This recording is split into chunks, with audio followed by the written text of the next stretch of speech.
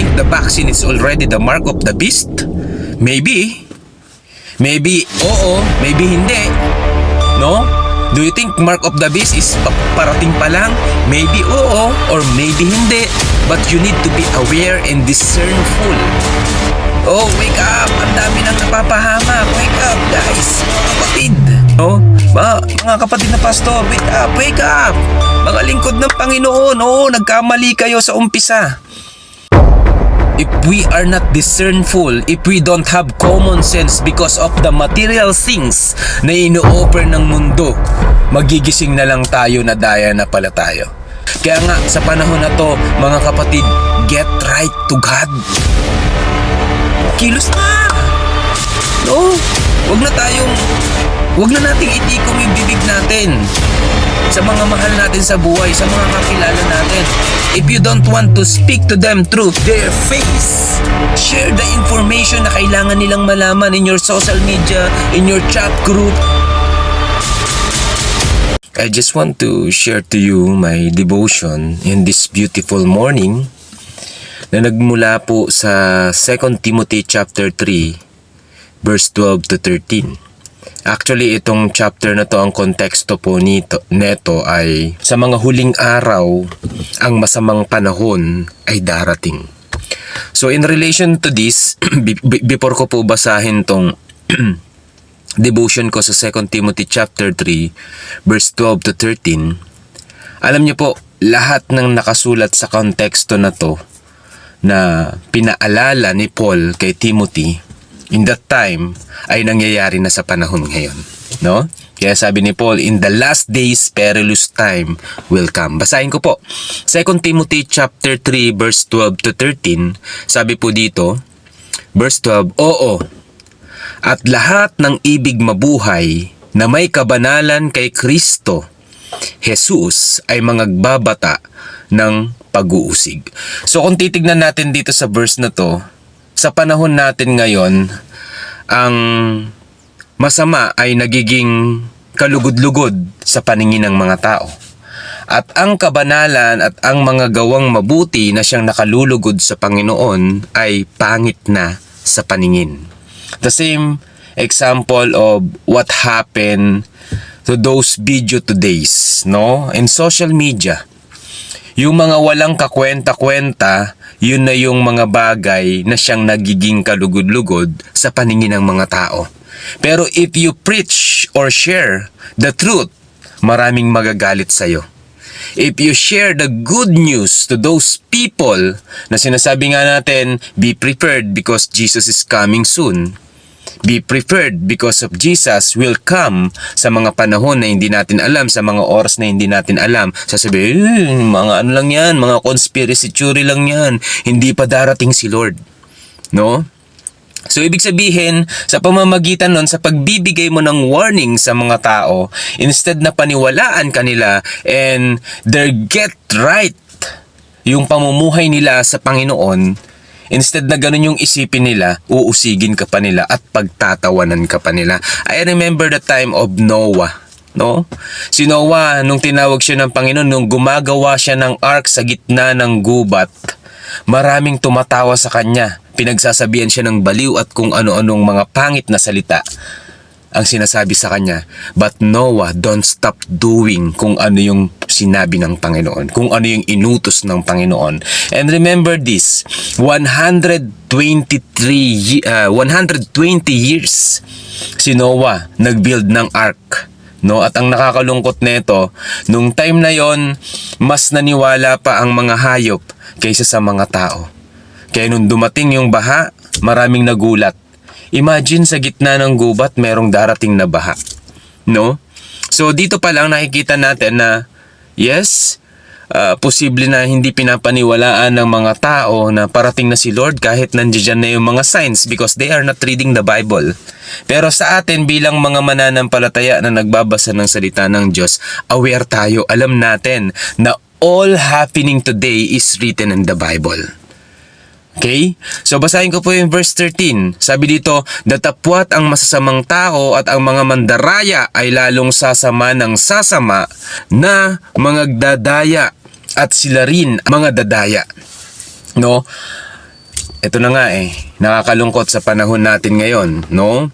Starting 2020, nagbigay tayo ng warning sa mga tao na don't take any COVID-19 vaccines because that is not good for our health na lang. Pag-usapan na lang natin yung health. Huwag na nating banggitin yung Revelation 13:16 to 18. Kahit na mukha naman talagang ganon, na ginigipit ang mga tao, and ito pa yung masakit, they altered our DNA, which our DNA is God-given identity na we are created by His image. No, ito yung nakakalungkot mga kapatid, na dapat nauunawaan natin yung mga bagay na sinasabi ng Biblia. We need to be wise and discernful. No?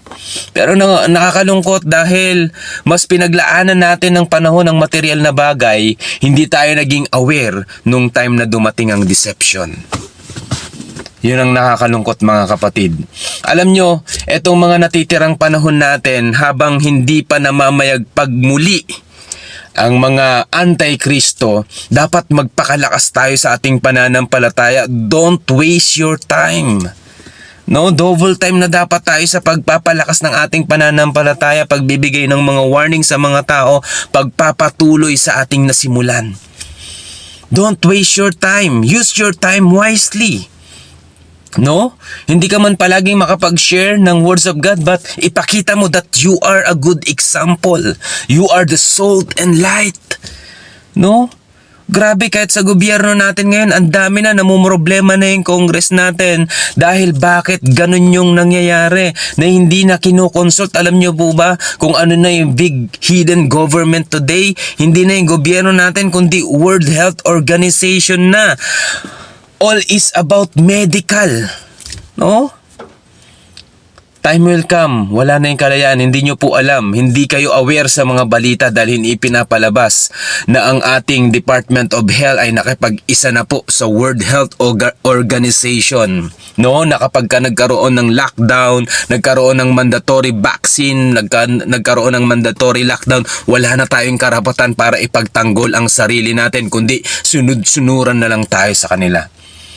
Alam niyo po, parang ang gobyerno na ngayon ay ang World Health Organization, DOH, no? Sila na po yung parang nagro-rule. They ignore kung ano yung mga batas na dapat na sinusunod. They ignore the Congress, they ignore the Senate. Imagine, yung naging representative po ng ating Department of Health para dun sa World Health Organization, hindi kilala, hindi ibinoto ng mga tao. Bakit nandoon? And then, November pa lang nagkaroon na po ng hearing sa Congress, pero hindi alam ng mga taong mananagot dapat sa bagay na to kung sino yung representative nila. So, ibig sabihin, malinaw na naglolokohan, malinaw na may korupsyon, may nabayaran. At ang nakakalungkot dito mga kapatid, ang akala po nila, no, na sila ay nandaraya or ikinakatwa nila, tinatraidor nila ang sarili nilang bansa. Akala nila ang epekto nun ay sa mga tao lang na gusto nilang hut-hutan at gusto nilang kamkamin yung pera na ibinayad ng mga anti-Kristo. No? Pero time will come mga kapatid, as written in Revelation 13:16 to 18. No?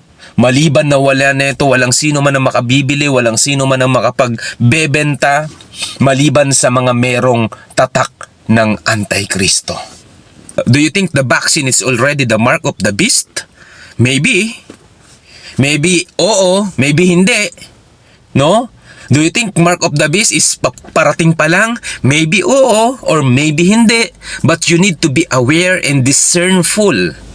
No, imagine, una pa lang, ito dapat yung common sense na meron tayo mga kapatid. Una pa lang, dapat maunawaan natin na ang bakuna ay experimental pa lang. Ibig sabihin, not 100%. Kahit nga 1%, hindi mo po pwedeng sabihin safe and effective eh. Kasi nga experimental, saan ka nakakita ng safe and effective na experimental? Kaya nga experimental, ibig sabihin unsafe. Nasa trial pa lang. O ngayon, nag-back out na or nag-withdraw na yung AstraZeneca, Pfizer. Before yung AstraZeneca and Pfizer, maraming nag-withdraw ng kanilang mga bakuna sa buong mundo. No? And eto pa, immune sila sa pananagutan, hindi mo sila pwedeng kasuhan. No, kahit wala kang habol. Kahit na mamatay ka, buti na nga lang dito sa Pilipinas, yung PhilHealth natin, ipoprovide nila yung mga naapektuhan ng bakuna, mga nagkaroon ng adverse side effect, mga namatayan, pwede kayo mag-claim doon sa PhilHealth. Punta kayo sa PhilHealth.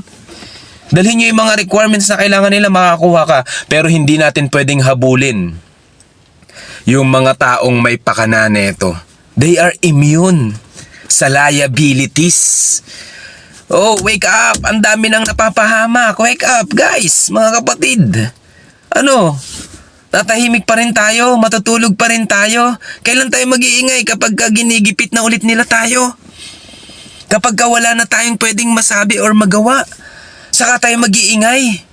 No, this is the time na kailangan tayo mag-ingay. This is the time na kailangan warningan natin yung mga tao. Don't comply again. Marami nang namatay, marami nang napahamak. Anong hinihintay natin?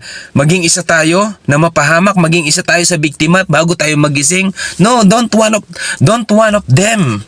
No, huwag tayo maging isa sa kanila. Kailangan ngayon pa lang sapat na yung mga nangyayari sa paligid natin. Ang problema nito, yung mga balita natin, GMA, hindi nila ino-on air to eh. Kaya ang media today, tayo. No? Mga kapatid na pastor, wake up, wake up. Mga lingkod ng Panginoon, oo, nagkamali kayo sa umpisa. No? Nagtiwala kayo na hindi pa ito yun. Nagtiwala kayo na we need to submit to our government. But na-neglect natin na we have natural immune na binigay ng Panginoon, God immune system. No? Parang kulang na lang nung time ni Shadrach, Meshach, and Abednego.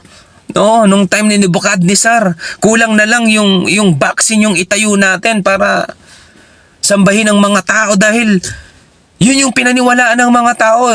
Tingin nila kapag nag-take sila neto is safe and secured yung pamumuhay nila. Sa umpisa pa lang, akala nila isa lang. Pero until now, bakit ngayon hanggang ngayon? And napanood nyo ba yung tungkol sa flirt? Ang sabi ng doktor? Na nakakalungkot lang dahil yung mga nakaraang bakuna ay hindi na effective. Pero meron tayong provided na bakuna ulit pero hindi available sa bansa. So anong ibig sabihin nito? Ibig sabihin darating na naman, magbabakunahan na naman.